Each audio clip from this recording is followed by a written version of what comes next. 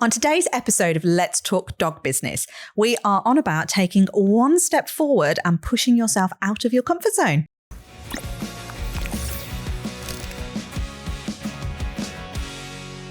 We've been reflecting. Love a reflection. Yeah, and me. We've been reflecting on the journey of growth in a general sense, but more specifically, the ability or the journey of pushing yourself out of your comfort zone. And I, for one, have absolutely been pushed to the max of my comfort zone over the last 6 to 8 months in lots of ways. But I suppose let's talk about because of the podcast growth and success, I want to talk about the visibility thing, which is a bone of contention for so many people, dog industry related people or not. It's like, oh, I don't want to show my face. I look horrendous. No one wants to see this. All of those stories that we tell ourselves. And like, let's face it, in reality, we talk so much about connecting with human beings and the ability to allow them to like you and trust you and know you a little bit more. So it's one of those things that, as much as we don't like it, it's kind of an essential if you want to make the best business you possibly can. Because without a face behind your brand, how can anyone connect with you? Why do you think people, or not even people, like us, we're people, why do you think we don't want to put ourselves out there? Because of the fear of what people are going to say, mainly. And where does that come from? Because I don't know where it comes from, but it's that all these stories that run through our heads. Yeah. They're going to think this, they're going to think that, they don't want to know this, they're not interested. And if we were going to speak to somebody that we'd just met, say we're on a course and we've just met somebody for the first time, we're like, oh, hi, what do you do? Da, da, da. You're not going to just be like, well, I'm not going to say anything because in case they think I'm an absolute idiot and they don't want to know that about me. Can you imagine? Just mute. Yeah, like a little mouse. It just, you do it. And I think it's this difference. And I've definitely felt the barrier of, like, we'll talk about cameras and stuff like that in a minute, but I've definitely felt that like difference. Yeah. Because you haven't got a human being that you're talking to is the first thing when you're doing anything like social media or anything online. Unless you've got, like we have, when we can talk to each other, but generally speaking, it's you're talking to nobody. And I just think it's that you feel awkward, you kind of change the way you talk to each. I don't know, it's weird. You just suddenly go into like weird presenter mode and you use inflections where you wouldn't normally, or do you know, it's that kind of thing where we go, well, we just sound robotic. We don't sound like ourselves. And I've certainly done this where I've looked back at something and gone, I do not like the sound of myself there. But it's really hard to just sit there in a really relaxed way and talk as if you're talking to a human being. So I totally get it. Yeah, there's a few things in that, isn't there? I remember when we decided that we wanted to do the podcast. Actually, no, even take it a step back. When we decided we wanted to do Canine Business Academy, we knew we would have to voice our opinions on how people run their businesses. And I remember the conversation of, oh, how do we want to do this? Like, how passionate are we about this? Because we're going to have to put ourselves out there, faces, names, unless we did like pseudonames. You know, like it's all of us. And also our opinions of the industry and what we feel is wrong with it. Yeah. I remember having that conversation with you as well and going, how far do we go with this? Because we think it's pretty much a shit show. Yeah. So do we say that or do we just vanilla it up a little bit? Like, how do we do it? Yeah. And arguably, I'd say we did try to, well, not even try. We did vanilla it when we launched, I suppose, in those early days. And then we realised, certainly from the podcast episode, I think we got 10 minutes into trying to be vanilla and we was like, failed miserably can't at that. do it. It's like, oh shit, we've said it now. Just get it out there. Yeah, it's just out.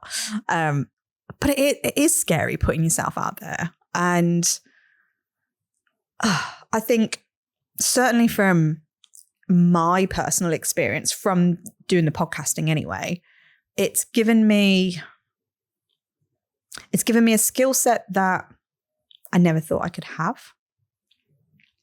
Things that I am becoming more and more acutely aware of. It's like my filler words when I'm thinking.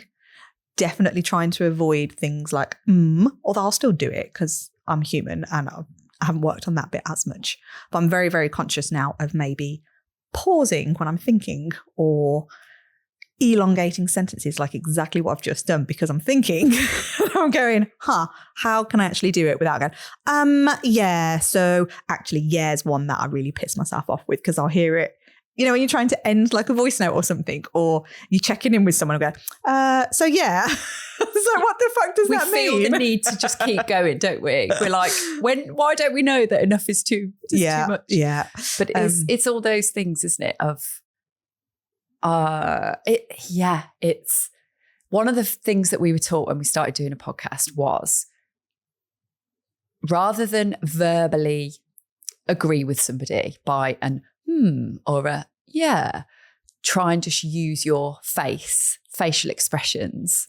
And that's really hard. Yeah, do you know how many times I wanted to during even that bit? Yeah, so you're kind of over-exaggerating your facial expressions and you got these like eyebrows that are going up and like this massive smile on your face because especially if it's someone on Zoom because they can't necessarily, it's not as easy to do that as it is in person. So you really over-egg it on Zoom because you don't want to appear rude to the other person. But then at the same time, you know you're going to keep interrupting. It's going to sound just rubbish if you keep getting those. And it also cuts a bit of the audio off, I think, as well. Not getting too technical. Ryan will probably put me right on that. But so we're aware of all of those things as well, aren't we? Yeah. And because you've been pushed so far, because like this is, it's comfortable now. It wasn't. In fact, I remember when we were driving down here for that first day and we were like, oh, like what's it going to be like? We're going to actually have to sit in a room and there's going to be somebody watching us talk. Yeah, that was the other thing. People are just going to sit watching us and listening to our shit. And I was like, oh God. And then are we going to come across as like those stupid dickhead girls that just keep laughing and they're going to think, oh God, you don't know what you're doing, like a bunch of novices and all that. Yeah, but there's that fear of judgment straight away, isn't it? Like we don't, because again, we're kind of so new, we were new to it and we didn't know what other people were podcasting about and that they might be a font of knowledge in their skill set. And we're just like, what are we doing? What like amateurs are we? We even did an interview this week and worried that we came across a bit amateurish. I know. I was like, how stupid is that? Honestly, the stuff you tell yourselves. But I think everything you do, in our personal opinion anyway, when you are working on yourself and therefore your business, or vice versa, when you're working on the business and therefore yourself, you are always going to be growing. I don't think there's a way of working on it without working on yourself. Mm-hmm. Whichever way you think you're looking at it, they come hand in hand. And that ultimately impacts everything, like how you talk to clients, how you manage those relationships. What? Podcasting means you really, really listen as well. It's that active listening. And this is one of the reasons we never have a script. Because if you've just got a load of questions to ask somebody, potentially you're not even listening to the answer that they're giving. Yeah. And I think that's something we've really learned works well because you have to actively listen. A, because that's respectful and you want to hear what the person's got to say, but then you need it for the next question you're going to ask. So in your head, you're kind of going, right, okay, this conversation's going here. That would lead really nicely onto this subject. So how do we use that in a way? So I think that for me has been the biggest skill of podcasting when we're interviewing somebody. Yes. And it's an art form in itself, I think, isn't it? Yeah.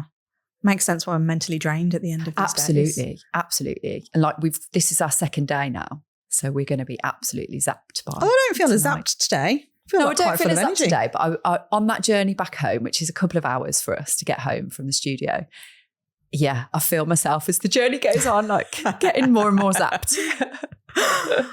But is it even on those journeys home, we're still reflecting about the day that's just happened and the things that we've learned and the things that we've applied. And I think because I feel like for us specifically, we are always pushing ourselves out of our comfort zone. Like I've had some, I feel like I want to say horrendous realizations about myself these last few days. And it's the areas like I know I choose to work in a very, I don't even know how you describe it, like a very determined, driven. Don't know if this is making sense to anybody, but I'm very 150 miles an hour. Just for a bit of context, we've just done an episode on personality profiling, which has been really interesting. And so I think that's going around in our heads as well. Probably, yeah. And I think even before that episode was recorded, though, and we got to interview Andy on it, I'd sent you a message, didn't I? And I was like, I just feel weird, was my exact words. I was like, I feel a bit weird. So the text came through from you saying, I feel weird. Yeah. And I was like, well, there's got to be more coming than this. And you don't text me very often, especially if it's something like poignant. It's not going to be a text message, is it? So I was like, okay. So I think I was in the garden doing something, bits and pieces, and I'd left my phone inside and I came back to this really long voice note. Yeah. And I felt like I just needed to get a load of stuff off my chest that wasn't even, what did we describe it as in the end? A non-problem. A non-problem. Double negative. Yeah. But it was, I just felt like I needed to get all this stuff off my chest because I felt really weird. And hadn't we done like a Zoom interview or something in the morning together? We'd done something together on Zoom. We did do something in the morning. We'd come straight off the call and then you sent that message not long after. Yeah. But I think I'd been feeling it for the few days prior where it was, I think I was very conscious because we'd just gone through, it was the early part of the launch for Business Basics. So it was like, you can imagine, full steam ahead, shit needing to get done. And I don't know, I think I just went into that mindset, which I always do, of going like, right, when something needs doing, I can go all in. And I'm very quick to make decisions. I find it really easy to just go, right, here's the question, there's the solution, and I can just do it. Or if I suddenly then go, oh, all these things need doing. But if I see them as, again, those like quick fire things, I can do it. Whereas you can't do that. And I struggle with that. But I've never struggled before. And I don't know if it's just because we'd had it's been a busy 6 months, hasn't it? Like we've done a hell of a lot. And there's obviously other stuff going on. And if you've listened to the previous episodes, you kind of know the stuff that's circling in the background. But I don't know, that kind of just made me, I was very acutely aware of what I deemed as my flaws, I suppose, but how it was making me feel icky that you don't work the same as me. And it was pissing me off. And it sounds horrendous to say it out loud. I remember saying to Darren, I was like, I feel really pissed off, but there's no logical reason why I should feel pissed off because nothing's gone wrong. Like it's a non-problem. It's just, why can nobody work the same way that I do? And it was just pure frustration. And I had nowhere to outlet it to. So that was, and for me, like that's that big growth journey of the more you keep doing and the more you keep pushing yourself out that comfort zone, which has come off the back of the podcast, which has come off the back of writing the book, which has come off the back of recording the course. Like all of these different skills have been needed. And then it's like, oh. But then to me, I've taken that as a massive win as well, that we can talk about it. Like I can tell you I'm pissed off without being pissed off. When you did that voice note, were you anticipatory about the response I was going to give? Initially, yes. But then once I'd hit send, and I didn't deliberate over sending it, it's like once I decided to send, I was like, I'm okay with sending it because I know we're totally fine and I know you'll get it. But initially, like, I suppose before I'd sent the initial message, like the starter of it, I suppose, like that, I feel weird bit. It was, should I not say anything? Should I say anything? If anything, what was actually running through my head was like, I feel like I need to talk to somebody about this because I don't want to ruin anything. So who else can I talk to so I can get this stuff out and then it's fine. Like, I've dealt with it, but not through you. And then I realized I was like, that's just shit. I need it to be you. And I want it to be you. So I'm just going to do it. Why? You've got a weird look on your face, haven't you? Because then I sent my reply back and acknowledged everything you'd said. And I suppose my reply was just saying, I don't know. I can't even remember what it was. No, that's what I mean. It was a non problem, wasn't it? Yeah. But it's definitely come through that growth, I think, of going, we can talk to each other about those things because it's not a thing. It's not a personal attack. It's not No. And I think you'd said a couple of things in there about, I respect the way you do things and I wish sometimes I could do things the way you do. And I was like, I'm the same. Like, I've got this view sometimes of you where I'm like, oh, do you know what? She can just do something straight away and I have to think about it and just make sure it's all right in my head. And that frustrates me myself sometimes. So I totally appreciate that I slow you down sometimes, or that's how I perceive it anyway. And then it's a good realization that you sometimes are maybe a little bit too speedy and need slowing down a little bit. Yep. And then maybe I'm too slow and I need to speed up a little bit. So I think it's always about that. The dance, I was going to say balance, but it's not about that. It's dance of like ebbing and flowing back and forth to whatever we need to do in that situation. And that leads really nicely, I suppose, onto that, the personality profiles, because it's that ability to be, say, you're one type of profile, but be able to adapt into another when it's required. And I feel like that's working nicely between us because we are very different personality profiles, but when it's required, we do dip into each other's more just to allow each other to catch up or to slow down or whatever it is. So that's nice that we can do that as well. Yeah. And I genuinely believe that wouldn't have come if we don't keep pushing ourselves out of that comfort zone, because it's easy to stay safe, isn't it? And it's easy to just get really frustrated with the other person and going, you're always too fast. I can't keep up. I can't do this. Or you go, you're too slow. I can't like deal with this speed. Yeah. And just go, right, we can't do it then. And that's an easy thing and probably something I would have done before. But now I'm like, do you know, this relationship we've got is everything is 50-50. Everything has got to be considered with the other person in mind. I can't make... For many years, I made the decision myself and it impacted nobody else. And now it impacts you. Whatever I decide or whatever I say is going to have some kind of impact on you. And I have to be really mindful of that. Yeah. That was a hard one, wasn't it? Really hard. It was really, really hard. Do you know what? When you was talking then, I was actually thinking,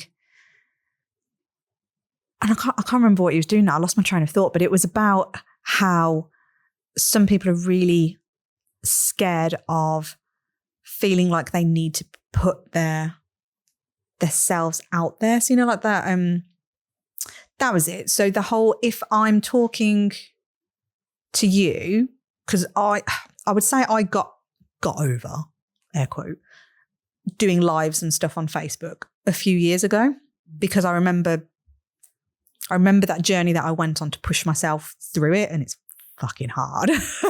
And now it doesn't bother me at all, to the point where any of those of you who have seen my random walks at 5 a.m. in the morning with I've even done wet hair, massive hair, definitely no makeup. I'd never have done that before. I'd spend fucking hours going, just making my hair looks nice, and I got my makeup on and all of that. And now I'm like, I'll just whip the camera out. But you still can't do lives, can you? So you'll always do recorded. But it's those things of, you get frustrated at yourself that you can't do something, so you just don't do it. And I think for a lot of us, we know that we, air quote, should be putting ourselves out there more on social media and pictures of yourself and being a bit more relatable. But if you keep stopping and blocking yourself at every corner, And maybe it's because you do feel like you should. It's a case of, well, do I want to grow? Am I willing to do what it takes to get me to the next step? Whatever your next step is. It doesn't have to be like 10 steps ahead. It's to get 10 steps ahead, you've still got to take the first step. Yeah. And let's take the example of the course that we've just filmed, because so the course that we've just created, Business Basics, is delivered in many formats for people. So just as a quick overview, we have a weekly live session where we will have people on there for about an hour, and then we will have a login vault or portal or whatever you want to call it, with some summary videos on. And we'll also have some audio and some workbooks as well. So there's lots of ways that people could consume the information. And that was always what we wanted to do. We were like, it's no good. Well, we sort of talk about this on another episode, but we want it to be as accessible as possible. So in doing that, it means the easy bit for us is the Zoom delivery, which we're used to doing inside out, like the back of our hand, and it doesn't bother us. And that's the live element, which could really scare some people. Yep. And then the bit where we're recording the videos, that's the really scary bit. Well, it has been, especially for me, because this is the bit where you've got to talk to a camera with no one behind it and pretend there's a load of people watching you and listening. How long did it take us to do? So we did a little promo video, and we were so cockily confident about it, going, oh, do you know what? We've just got a spare, like the afternoons just suddenly become available whilst it was at the studio. Let's just do a quick, 2-minute thing? Just a quick 2-minute thing, just telling everybody about the course. And in our heads, we was like, so fucking easy. So we can do that. We talk about it all day long. Yeah. We know exactly what that course is like on the back of our hands. And then all of a sudden it was turn around, face the camera. And it was like, oh my God. It was the hardest what just happened? And I would say, I don't even feel like this is an exaggeration, but I think that 2-minute video took us about 4 hours. Yeah, it was close to that, wasn't it? It was ridiculous. With lots of like, oh, I can't do that. This is ridiculous. It's just not going to happen. Got stuck in our own heads. Hated every bit. Then you were getting snappy, which was then getting me snappy. And then we're like, oh my God, this is horrendous. How can we not do this? And then it spiraled, like your headspace spirals, doesn't it? And going, oh my God, if we can't even do this, how on earth are we going to get the rest of it done? But all of this is part of that growth journey. And if everything was easy, everybody would be doing it. Yeah. And I think we knew it was going to be that way because we really struggle with the intros. Whenever we do a podcast, for anyone that watches and you've seen us do the intros, we always have to film them separately because we really struggle with the talking to the camera bit. Do you know what? I feel like we should maybe stop doing that and try it. What? Our element of growth. Stop doing it separate. Oh. I don't know if I'm ready for that yet. I'm not sure I'm ready for quite that yet. But yeah, so I think it was in my head to go, I hate doing that, so I'm really going to struggle with this. And that's what I was telling myself straight away.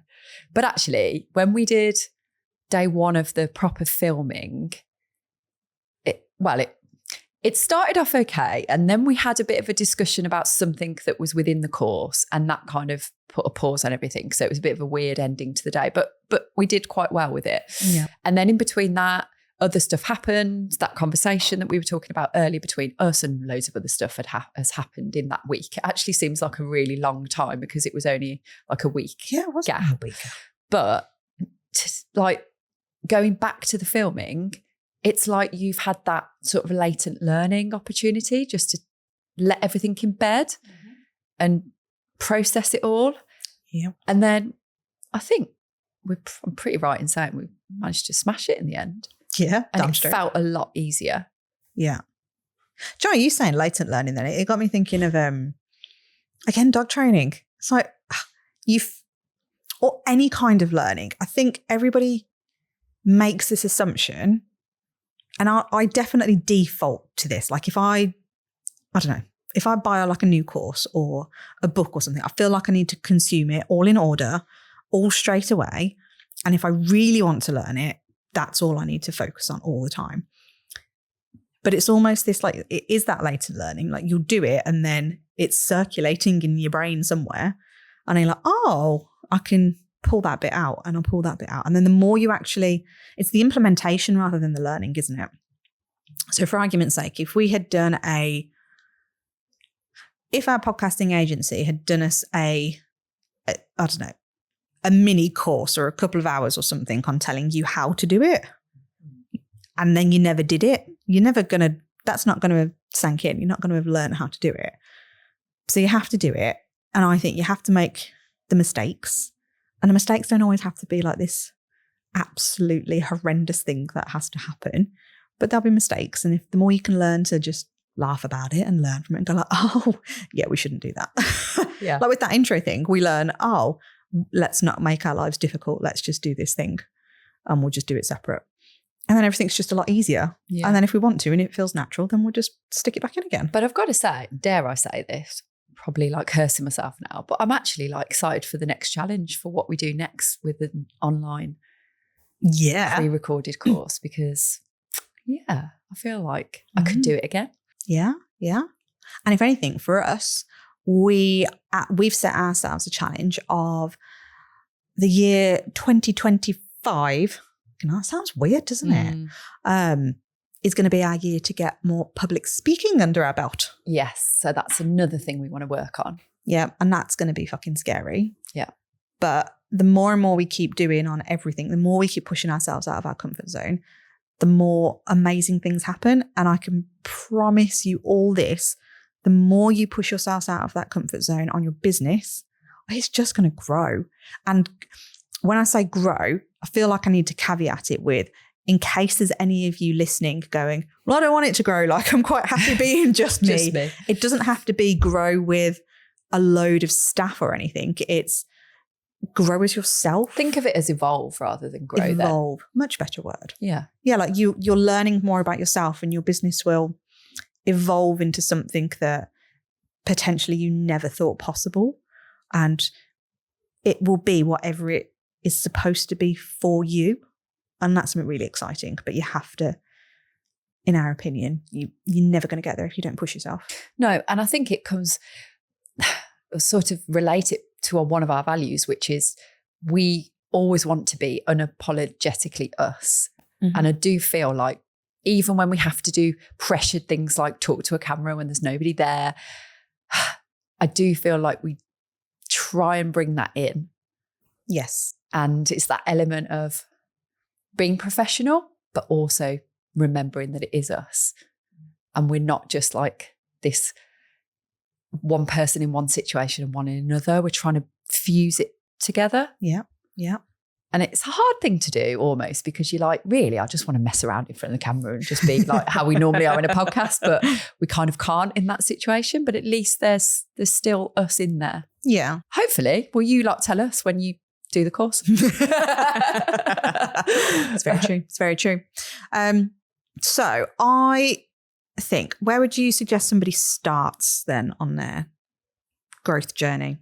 Bit of I hate saying a tip. I need another word to kind of summarize it, but where can people take the first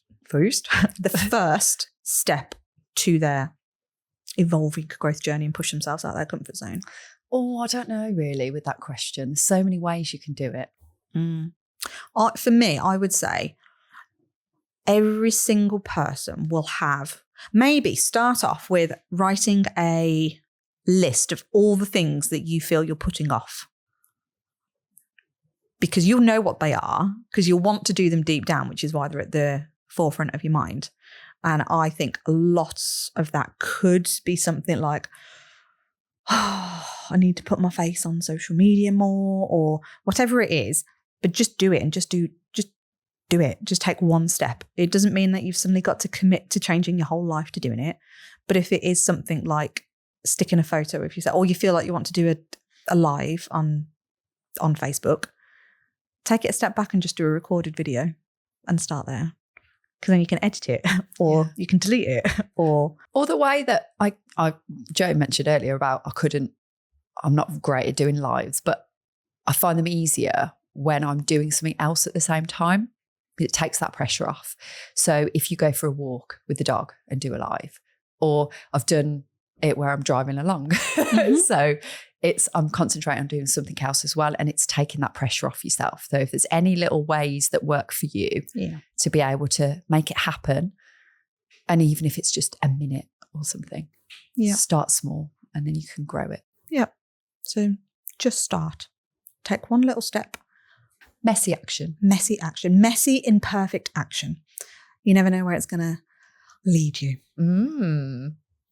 If you enjoyed today's episode, we would absolutely love it if you would give us a quick review and share our podcast.